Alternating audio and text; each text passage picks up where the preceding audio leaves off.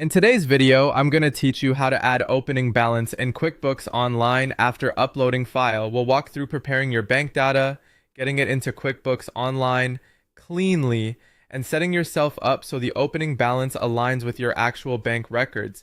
Start by signing in to your bank's website and downloading the statement you want to use. If your bank offers a CSV download, choose that format right away.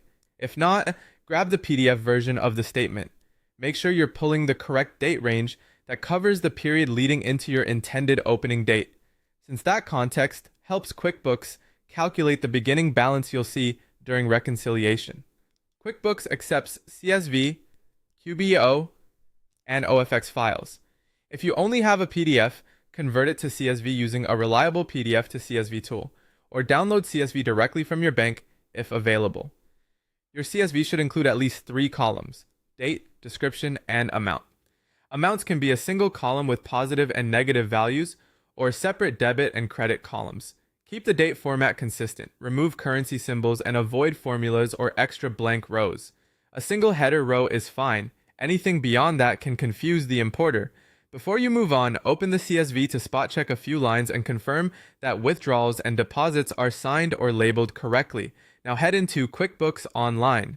From the left menu, go to Transactions, sometimes labeled Banking, and choose Upload Transactions. Select the correct bank account you're populating. Be sure the account and currency match your bank, since picking the wrong account can lead to duplicates later. Click Browse, locate your CSV file, and select it. Then choose Next. You'll now map your columns. Match your CSV's date column to date in QuickBooks, description to description, and amount to amount. If your CSV uses separate debit and credit columns, tell QuickBooks which column represents money out and which represents money in. Confirm the first row of data and make sure your header isn't being treated as a transaction. Review the sample preview to double-check dates, signs, and descriptions. Look right, then click Next. On the review screen, scan for obvious issues like duplicate lines, unexpected large amounts, or shifted dates.